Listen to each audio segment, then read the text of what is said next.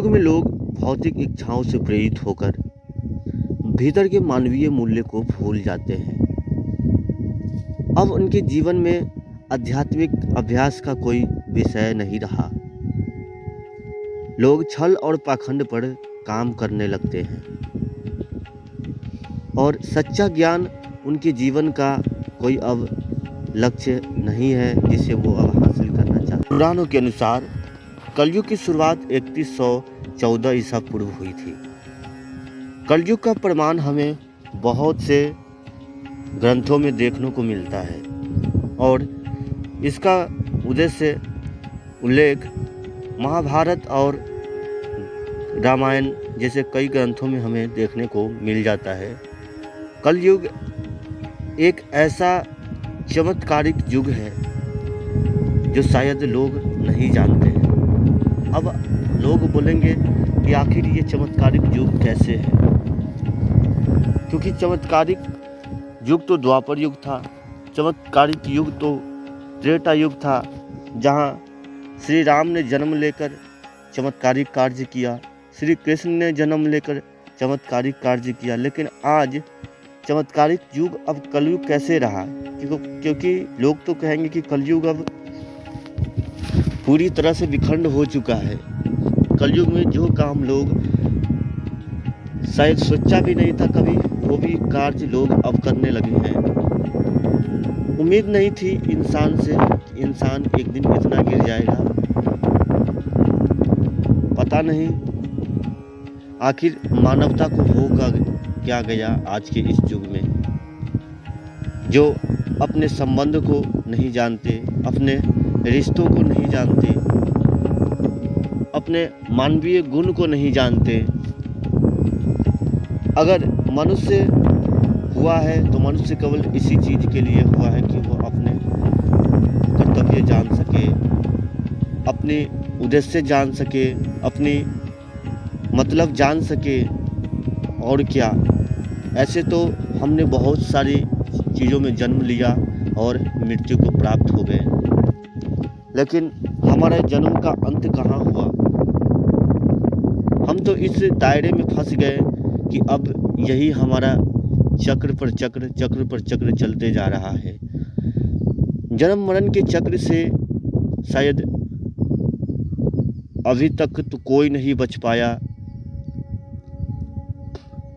क्योंकि मनुष्य जीवन ही एक ऐसा जीवन है, मनुष्य शरीर ही एक ऐसा शरीर है जिसको जन्म मरण के चक्र को भेद करके उस पार जाया जा सकता है। अन्यथा काल के इस रहस्यमय चक्र को तोड़ पाना बड़ा मुश्किल ही नहीं, असंभव है। क्योंकि मानव में वो मन की शक्ति है, वो एक बिंदु है जिससे उस पार जाया जा सकता है, लेकिन अगर कोशिश की जाए तो, क्योंकि कोशिश करने से किसी की हार नहीं होती। दोस्तों, जीवन में जब से जन्म लेते हैं लोग, वो कुछ न कुछ, हर कोई लोग कुछ न कुछ कर जाने की उसमें तमन्ना होती है। लेकिन क्यों लोग जब बच्चे होते हैं तो सोचते हैं कि बड़े होकर हम ये करेंगे वो करेंगे। हमने भी सोचा था कभी कि जब बड़ा होऊंगा तो गरीब की मदद किया करूंगा, लोगों की मदद करूंगा, भूखे को भोजन दूंगा, बेसहारा का सहारा बन जाऊंगा। लेकिन जब बड़ा हुआ तो पता चला कि गरीब तो हम ही हैं। फिर अब इस मन बेचारे को कौन समझाए?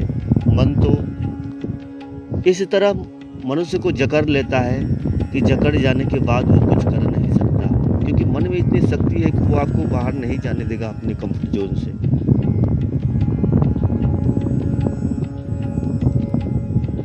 अपने जीवन के रहस्य को जानिए, अपने मानव की शक्ति को पहचानिए, अपनी सामर्थ्य को समझिए और जीवन एक विराट रूप लेगा।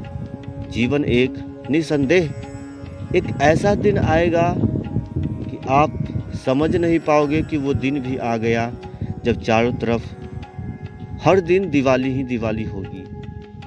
दोस्तों, इतना आनंद मिलता है ना, क्या कहूँ। इस ध्यान की गरिमा को बोल पाना मुश्किल है, क्योंकि इसमें तो वही जान सकता है जो भीतर उतर के देखा है। इसलिए मैं ध्यान की बात हर बार बोलता हूँ, ध्यान किया करो। ध्यान से तुम जीवन में वो चीज़ पा सकते हो जो तुमने चाहा है। अब और क्या बोल सकता हूँ। गौतम बुद्ध के जीवन में जाकर देखो, महावीर के जीवन में जाकर देखो, अगर सच में अगर मदिरा और भोग विलास में अगर उतनी शक्ति होती, जीवन का उद्देश्य अगर वो होता, तो बुद्ध और महावीर जैसे कई बड़े बड़े राजा के बेटे हुए और वो संन्यास ले लिए। क्यों? क्योंकि सच्चे अर्थों में जिसके पास धन दौलत की कमी नहीं, वही जान सकता है धन दौलत की व्यर्थता। इसलिए अभी समय है, जागो। जीवन बीत रहा है, सूर्य दिन प्रतिदिन पूर्व से पश्चिम होकर डूब जाता है और तुम देख भी नहीं पाते, हम देख भी नहीं पाते कि इतनी जल्दी जल्दी दिन गुजर जाती है। सुबह होती है, शाम होती है, उम्रों की तमाम होती है और हम चले जाते हैं एक दिन ऐसे ही रूखा सूखा जीवन जीकर।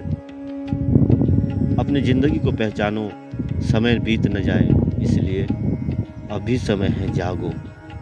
प्रणाम सभी को, मिलते हैं फिर अगले वीडियो में। अपना ख्याल रखना। अगर वीडियो में यहाँ तक पहुँच गए हो तो सब्सक्राइब कर लेना। भीड़ के इस दुनिया में हम कहीं चले जाएं, आप कहीं खो न जाएं, इसलिए चैनल को सब्सक्राइब कर लेना, साथ में बेल आइकन दबा देना, ताकि जब भी कोई वीडियो डाले आपके पास सबसे पहले पहुँचे। अपना ख्याल रखना। मिलते हैं फिर अगले वीडियो में। प्रणाम सभी को।